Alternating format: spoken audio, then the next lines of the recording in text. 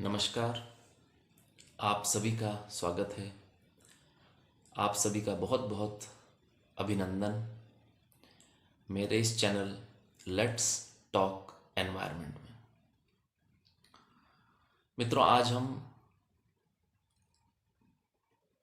पारिस्थितिकी के बारे में जो चर्चा हम कर रहे थे उसको हम आगे बढ़ाएंगे। भाग एक में जो इकोलॉजी का जो पार्ट 1 था उसमें आपने यह देखा होगा कि पारिस्थितिकी क्या है और फिर हम उसका अध्ययन किन किन बिंदुओं के अनुसार उसका अध्ययन किया जाता है। उसी में जो जैसे हमने हैबिटेट देखा था, कम्युनिटी देखी थी, जनसंख्या देखा था, उसी में आगे जो है बिंदु जो हमें और समझने के लिए वो उसमें एक बिहेवियर भी आता है। बिहेवियरल इकोलॉजी जो है यानी कि इथोलॉजी, जिसमें कि हम प्राणी के और उसका जो पर्यावास है, उसका जो हैबिटेट है, उसका जो पर्यावरण है, वातावरण है, उसके बीच में जो अंतर संबंध है, कैसे वो बिहेव करता है कुछ भी परिस्थिति आने पर या कोई चेंज आने पर, या अपनी कम्युनिटी के साथ वो कैसे बिहेव करता है, अपनी कम्युनिटी के अलावा जो दूसरे जो समुदाय हैं, दूसरे प्राणियों के समुदाय हैं, उनके साथ वो कैसे बिहेव करता, व्यवहार करता है। तो ये इथोलॉजी में आ जाता है। ये पिछले वीडियो में मैं थोड़ा सा चूक गया था आपको बताना, तो इस इथोलॉजी को हम वहाँ पे और जोड़ लेंगे। इसके अलावा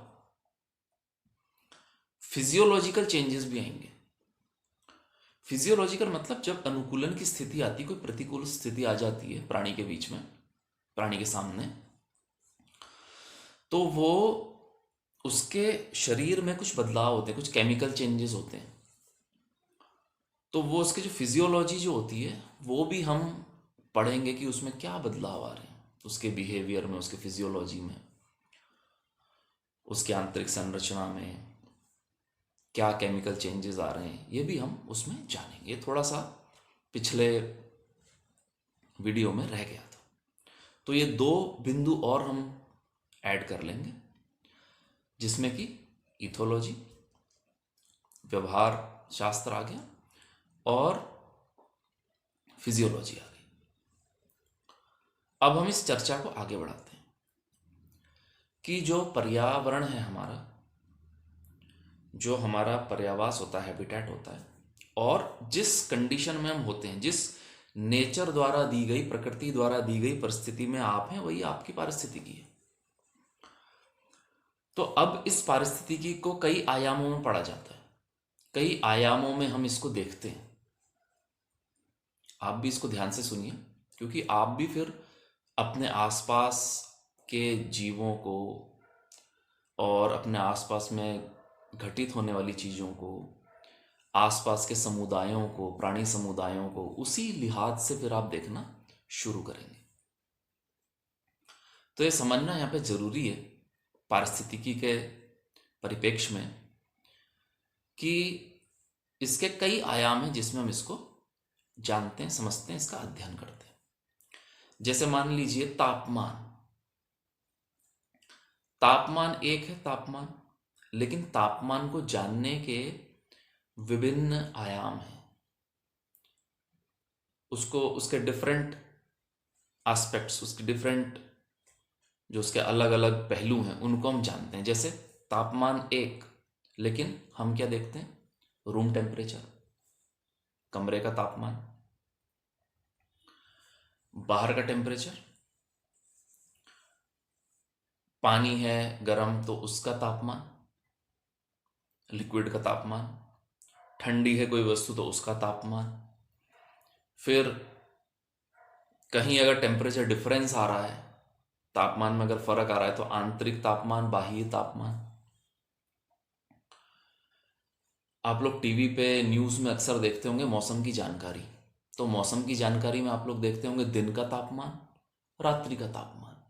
तो तापमान तो एक ही है ना, तापमान तो एक है, लेकिन हम उसको विभिन्न पहलुओं में, विभिन्न आयामों में उसका हम अध्ययन करते हैं, उसको समझते हैं। ठीक इसी प्रकार मित्रों, जो पर्यावरण है हमारा, पर्यावरण में जो पारिस्थितिकी है, अब हम पर्यावरण से भी और अहम बात को, अहम शब्द को, अहम परिभाषा को जानेंगे। जो टर्मिनोलॉजी मेन है हमारी जानने के लिए, वो है पारिस्थितिकी, इकोलॉजी।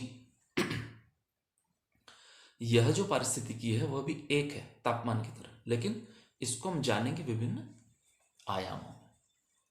तो सर्वप्रथम पारिस्थितिकी एक, उसको हम किस आयाम में अध्ययन करेंगे? सबसे पहले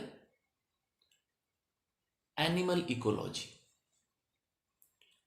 एनिमल इकोलॉजी अर्थात प्राणी पारिस्थितिकी, कि जो भी प्राणी हैं, जो पशु हैं, उनके बारे में अध्ययन करना।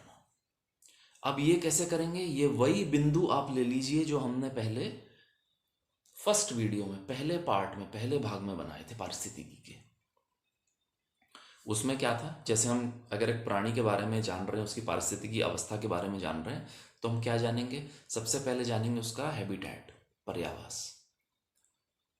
ये आप पिछला वीडियो देखिए, आपको सारे बिंदु मिलेंगे। फिर आप जानोगे कि उसकी कम्युनिटी में अंतर संबंध किस प्रकार का है, उसकी कम्युनिटी किस प्रकार की, कम्युनिटी में कैसे वो रहता है, उसकी कम्युनिटी के बारे में, समुदाय के बारे में।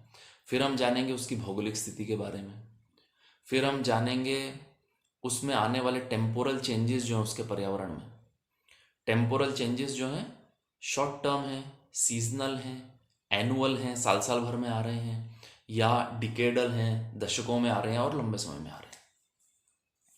फिर ये जो भी चेंजेस आते हैं उसके पर्यावास में, उसके पर्यावरण में, उसकी अपनी पारिस्थितिकी स्थिति में जो चेंज आते हैं, अगर वे प्रतिकूल हैं तो क्या वह प्राणी उन प्रतिकूलताओं से अनुकूलन कर पा रहा है, एडेप्टेशन कर पा रहा है, कितनी एडेप्टेबिलिटी उसकी, ये सारे बिंदु हम पहले वीडियो में देख चुके हैं। फिर उसके बाद हम देखते हैं उसकी जनसंख्या। जनसंख्या घट रही है तो क्यों, बढ़ रही है तो क्यों, उसका डिस्ट्रीब्यूशन कैसा है, कितना फैलाव है, उसका घनत्व क्या है, डेंसिटी क्या है, ये हमें प्राणी के संदर्भ में पढ़ेंगे। मतलब प्राणी का पर्यावास, एनिमल की इकोलॉजी। फिर हम देखेंगे कि अगर कोई प्रतिकूल स्थिति आ रही है या कोई और बदलाव आ रहा है टेम्परेचर में, किसी भी चीज में, तो उसके अंदर कुछ फिजियोलॉजिकल चेंजेस तो नहीं आ रहे, ये भी हम देखेंगे। कुछ केमिकल चेंजेस तो नहीं आ रहे। फिर हम उसमें उनकी इथोलॉजी भी देखेंगे। इथोलॉजी मतलब उसका बिहेवियर क्या है, उसका बिहेवियर अपने समुदाय में, उसका बिहेवियर दूसरे समुदायों को लेकर के। इसके बाद हम देखेंगे कि उनका क्रमिक विकास क्या रहा, ये भी हम देखेंगे। और उसके बाद फिर उसकी मैथमेटिकल मॉडलिंग होगी, जैसे कि सारे बिंदु पहले वीडियो में दिए जा चुके हैं। उसकी मैथमेटिकल मॉडलिंग इस प्रकार से होगी कि आज अगर यह पारिस्थितिकी है प्राणी की, तो उसमें अगर कुछ बदलाव आता है या कुछ भी होता है, तो कल को उसके प्रोजेक्शंस क्या होंगे, कल को किस प्रकार से वो प्राणी बढ़ेंगे, घटेंगे, किस प्रकार से उनका बिहेवियर होगा, उनके पर्यावास में अगर आज कुछ बदलाव की स्थिति आ रही है तो कल को जाकर के कितने बदलाव आएंगे, कितने बड़े पैमाने में बदलाव आएंगे, उस बदलाव की दर क्या होगी, रेट ऑफ चेंज क्या होगी उसकी, सारा हम मैथमेटिकल मॉडलिंग करके प्रोजेक्शंस करेंगे। तो हमने देखा कि जैसे तापमान एक था, ऐसे ही पारिस्थितिकी एक, उसका पहला आयाम जो हम देखेंगे वो था प्राणी पारिस्थितिकी, एनिमल इकोलॉजी। अब फिर से पारिस्थितिकी तो वही, अब उसका दूसरा आयाम क्या होगा उसका? पादप पारिस्थितिकी, यानी कि प्लांट इकोलॉजी। प्लांट इकोलॉजी में क्या होगा? पहले जैसे हमने पशुओं का देखा था, प्लांट में क्या होगा? सारे पेड़ पौधे आ जाएंगे, सारी वनस्पतियां आ जाएंगी, सारी जड़ी बूटियां आ जाएंगी, हर्ब्स हैं, श्रब्स हैं, झाड़ियां हैं, छोटी वैरायटी की जो जड़ी बूटियां हैं, सब आ जाएंगे, विशाल वृक्ष आ जाएंगे, सब आ जाएंगे। अब जब हम पादपों के बारे में पढ़ेंगे, जब हम प्लांट के बारे में, वनस्पतियों के, उसकी इकोलॉजी के बारे में पढ़ेंगे, तो हम किस तरह से उसको जानेंगे? प्लांट और उसका व्यवहार, उसका रिलेशन उसके पर्यावास के साथ में, पर्यावरण के साथ में, जितनी भी प्लांट और उसकी एक्सटर्नल जो उसके बाहर की जो स्थितियां हैं उनके साथ उसका संबंध, अंतर संबंध। अब हम इसको कैसे जानेंगे, फिर वहीं चले जाइए पहले वीडियो में, जो जो बिंदु उसमें थे फिर हम अब पादपों के केस में देखेंगे, वनस्पतियों के केस में। जैसे कोई भी वनस्पति है जिसके बारे में हम अध्ययन कर रहे हैं, तो हम क्या देखेंगे सबसे पहले, हैबिटेट, यानी कि वनस्पति को भी तो हैबिटेट चाहिए। हैबिटेट जो हमने पहले जो प्राणी पारिस्थितिकी की बात की, यानी कि पशुओं की जो बात की हमने, जानवरों की, उसमें बहुत अहम भूमिका निभाते हैं पेड़, क्योंकि पशुओं को, प्राणियों को तो पेड़ ही पर्यावास देते हैं।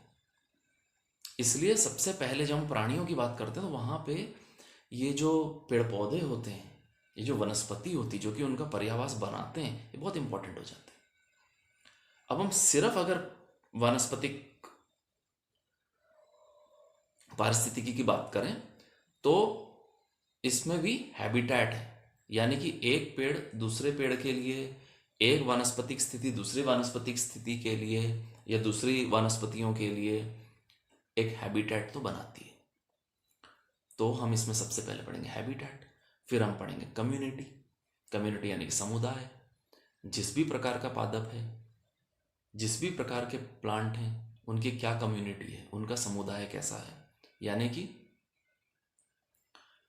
शंखपुष्पी है तो कितनी है, किस प्रकार से है, उसको टेम्परेचर कितना मिल रहा है, खुले में है कि नहीं है, कहाँ वो फ्लरिश कर रही है, उसको धरती किस प्रकार की मिली हुई है, मिट्टी किस प्रकार की है, इत्यादि सब, वहाँ छाया तो नहीं है, सब। उसके बाद हम कम्युनिटी पढ़ने के बाद हम क्या करेंगे, नेक्स्ट आएगी इनकी भौगोलिक स्थिति।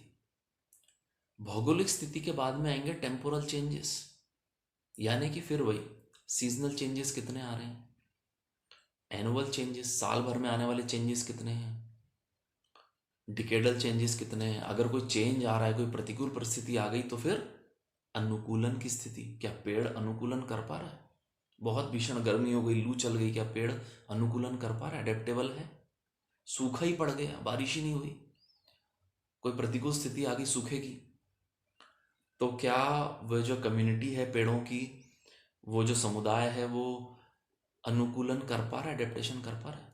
फिर उसके बाद हम देखेंगे उसकी जनसंख्या, साल के पेड़ हैं तो कितने हैं, सागौन के पेड़ हैं तो कितने हैं, खैर के पेड़ हैं तो कितने हैं, क्या उनकी जनसंख्या है, क्या उनका डिस्ट्रीब्यूशन है, बड़े पेड़ कितने हैं, चरखीदार, छितरे हुए कितने हैं, उनकी घनत्व क्या है, उनका फैलाव क्या है। फिर उसके बाद में अगर कोई प्रतिकूल स्थिति आती है तो उनकी फिजियोलॉजी क्या, क्या फिजियोलॉजिकल चेंजेस आते हैं, क्या केमिकल चेंजेस आते हैं। फिर उसके बाद में बिहेवियर, बिहेवियर पादपों का भी होता है। हम ये ना समझें कि केवल बिहेवियर प्राणियों का होता है, जानवरों का, बट हम ये पाते हैं कि पादपों का भी एक बिहेवियर होता है, कि उन पे उनकी बदलती हुई स्थितियों का क्या असर हो रहा है। फिर हम इसमें क्रमिक विकास भी देखते हैं, फिर हम इसमें मैथमेटिकल मॉडलिंग भी करते हैं कि आज अगर यह पारिस्थितिकी स्थिति है तो कल को जाकर के क्या स्थितियां होंगी, प्रोजेक्शंस हम कर सकते हैं मैथमेटिकल मॉडलिंग के द्वारा। अब फिर से पारिस्थितिकी एक, अब आ गया इसका तीसरा आयाम। तीसरा आयाम जो है उसको हम कहेंगे बायो इकोलॉजी, यानी कि जैव पारिस्थितिकी। अब पहले हमने क्या देखा था, प्लांट, पादप और पशु। अब इन दोनों को मिला दो और सारे प्राणियों को अगर एक साथ पढ़ें, सारे प्राणियों की स्थिति को उनके पर्यावास के, पर्यावरण के, वातावरण के हिसाब से अगर पढ़ा जाए, उनके रिलेशन को अगर देखा जाए, तो सबको मिला करके ये हो जाता है बायो इकोलॉजी, जैव पारिस्थितिकी। इसमें सारे समुदाय आ जाएंगे और सारे प्राणी आ जाएंगे और फिर उनकी स्थितियां देखी जाएंगी। कैसे? वही जैसा पहले वीडियो में हमने बिंदु देखे थे। हैबिटेट है, कम्युनिटी है, समुदाय है, और भौगोलिक परिस्थितियां हैं, टेम्पोरल चेंजेस हैं, आने वाले बदलाव हैं, एडेप्टेशन है, अनुकूलन की स्थिति है, फिजियोलॉजी है उनका, इथोलॉजी है, बिहेवियर है उनका, जनसंख्या है, और उनका क्रमिक विकास क्या रहा, और उसके बाद में मैथमेटिकल मॉडलिंग। अब फिर से एक और नया आयाम, पारिस्थितिकी वही है, एक और नया आयाम जो है उसे हम कहते हैं साइनेकोलॉजी, यानी कि समपारिस्थितिकी। ये जो समपारिस्थितिकी होती है समुदाय की होती है। जो समुदाय है पूरा, जैसे गाय हैं तो गायों का समुदाय है, आपके आसपास भैंसे हैं तो उनका समुदाय है, बकरियां भेड़ किसी ने पाले तो उनका समुदाय है, चिड़िया पंछी तो उनका समुदाय है। तो जब हम एक समुदाय विशेष का, एक विशेष समुदाय का, हिरण है उनका समुदाय है, तो एक समुदाय विशेष का जब हम उसके आसपास के वातावरण से फिर रिलेशन को देखते हैं तो हम ये पाते हैं कि यह है साइनोकोलॉजी। इसको कैसे देखेंगे? फिर वही, इसमें सारे वो बिंदु आ जाएंगे जो हमने पहले वीडियो में देखे थे, जिसमें कि हैबिटेट आ जाएगा, कम्युनिटी आ जाएगी, भौगोलिक स्थिति आ जाएगी, टेम्पोरल चेंजेस, आने वाले बदलाव आ जाएंगे, कोई प्रतिकूलता आती तो अनुकूलन की स्थिति आ जाएगी, एडेप्टेशन आ जाएगा, फिर फिजियोलॉजी आ जाएगी, जनसंख्या आ जाएगी, इथोलॉजी, बिहेवियर आ जाएगा उनका अगले समुदायों के और अपने आसपास के पर्यावास के साथ में, और इवोल्यूशनरी इकोलॉजी आ जाएगी, उनके पिछले इवोल्यूशंस आ जाएंगे, और फिर मैथमेटिकल मॉडलिंग भी आएगी। इसी प्रकार से एक और नया आयाम वो कहलाएगा ऑटेकोलॉजी। ऑटेकोलॉजी मतलब कि एक स्पीसीज के बारे में हम पढ़ेंगे यहाँ। पहले तो हमने साइनोकोलॉजी में क्या देखा था, हमने समपारिस्थितिकी में कि पूरे समुदाय को हम लोग देख रहे थे। अब यहाँ ऑटेकोलॉजी में हम क्या देखेंगे? सिर्फ एक स्पीसीज, एक प्राणी विशेष। वह जो एक प्राणी विशेष है, वह जो एक स्पीसीज है, उसका उसके वातावरण के साथ में जो रिलेशन है, वह उसकी पारिस्थितिकी को पढ़ना, वह ऑटेकोलॉजी होगी। जैसे मनुष्य ही ले लीजिए, अगर हमारे बारे में, हमारे हैबिटेट के बारे में स्पेसिफिकली, केवल और केवल हमारे बारे में, हमारे हैबिटेट के बारे में, कम्युनिटी के बारे में, जनसंख्या के बारे में, एडेप्टेशन के बारे में, हमारी भौगोलिक स्थिति के बारे में, हमारे व्यवहार के बारे में, हमारे फिजियोलॉजिकल चेंजेस अगर कोई हो रहे हैं वातावरण के चेंज होने से उसके बारे में, हमारे इवोल्यूशन के बारे में, तो ये सारी जितना अध्ययन होगा एक प्राणी को लेकर के, उसके आसपास के पर्यावास और परिस्थितियों को लेकर के, वो ऑटेकोलॉजी हो जाती है। ऐसे ही मित्रों, पारिस्थितिकी तो एक, और अब उसका एक और आयाम, उसको हम कहते हैं पुरा पारिस्थितिकी, यानी कि पेलियो इकोलॉजी। पेलियो इकोलॉजी में क्या है? बहुत ही पुरातन, बहुत ही प्राचीनतम, एंशियंट टाइम का, बहुत ही प्राचीन जो इकोलॉजिकल स्टडी है, पारिस्थितिकी अध्ययन है, वो आ जाएगा पूरा पारिस्थितिकी में। जैसे उदाहरण के लिए, बहुत पुराने जियोलॉजिकल टाइम में जुरासिक एरा है, उस जुरासिक काल को हम डायनासोर का काल मानते हैं। तो अगर हम उस जुरासिक काल में जो डायनासोर थे उनकी स्थितियों को पढ़ते हैं, उनकी पारिस्थितिक स्थितियों को पढ़ते हैं, उसका अध्ययन करते हैं कि डायनासोर का हैबिटेट क्या था, डायनासोर कैसे अनुकूलन करता था, डायनासोर की कम्युनिटी कैसी थी, डायनासोर का अपने पर्यावास के साथ में व्यवहार कैसा था, डायनासोर की जनसंख्या कितनी थी, डायनासोर का अलग अलग पाए जाने वाली भौगोलिक स्थितियां क्या थी, उनका क्रमिक विकास कैसा रहा, वे एक्सटिंक्ट हो गए, खत्म हो गए तो क्यों हुए, क्या बदलाव आए। तो जितना सब ये हम बहुत पुरातन काल के जब किसी प्राणी के बारे में, पादपों के बारे में अध्ययन करते हैं तो वह पूरा पारिस्थितिकी में, पेलियो इकोलॉजी में आ जाता है। तो ये सब जानना मित्रों इसलिए आवश्यक है ताकि हम अपनी पारिस्थितिकी को समझ सकें। हमारी जो नेचुरल कंडीशन है, हमें जो प्रकृति द्वारा प्राप्त, नेचर द्वारा दी गई कंडीशन है, वही हमारी पारिस्थितिकी है। और उसका अध्ययन हम कैसे करेंगे? आपकी पारिस्थितिकी वह है जहां आप रह रहे हैं और आपको नेचुरल कंडीशन मिली हुई है, वह आपकी पारिस्थितिकी है। अब आप क्या देखेंगे अपने लिए? आप भी पहले वीडियो की तरह ही अपना अध्ययन करेंगे। कैसे? सबसे पहले देखेंगे अपना पर्यावास, हैबिटेट। मैं किस हैबिटेट में रहता हूँ, मेरे आसपास क्या है जिसने मुझे संरक्षण दिया हुआ है, क्या चीज़ें हैं जो मैं खाता हूँ, मेरी कम्युनिटी क्या है, मनुष्य की कम्युनिटी क्या है, वो किस प्रकार से व्यवहार करती है मौसम से, लोगों से, दूसरे जानवरों से, पक्षियों से, पौधों से, कैसे हमारा रिलेशन है, आपकी भौगोलिक स्थिति। ये सारे बिंदु पारिस्थितिकी अध्ययन के लिए जो पहले वीडियो में दिए गए। आपकी भौगोलिक स्थिति, आप कहाँ रहते हैं, आपकी भौगोलिक स्थिति क्या है। फिर टेम्पोरल चेंजेस, सर्दी, गर्मी, बरसात, हर ऋतुओं में आने वाले चेंजेस, किस प्रकार से आप उनके साथ रिलेशन बैठाते हैं, क्या वो आपके जीवन में असर डालते हैं। डिकेडल चेंजेस हैं, लंबे समय में आने वाले चेंजेस हैं, दशकों में आने वाले चेंजेस हैं। फिर अगर कोई प्रतिकूल स्थिति आ गई, बहुत लू चल गई, भीषण गर्मी हो गई, बरसात नहीं आई, कुछ हो गया, तो आप किस प्रकार से अनुकूलन करते हैं, आपके अपनी एडेप्टेबिलिटी, अनुकूलन की स्थिति। अभी आपने देखा कोरोना आया, कितनी बड़ी महामारी थी, तो क्या मनुष्य ने अडेप्ट नहीं किया? कहीं ना कहीं हर्ड इम्यूनिटी की हम बात कर रहे हैं। जो कोरोना से इन्फेक्ट हुए उनके अंदर कुछ ना कुछ एक एंटीबॉडीज बने और एक हर्ड इम्यूनिटी आ गई समाज में। ये क्या है? अनुकूलन की स्थिति।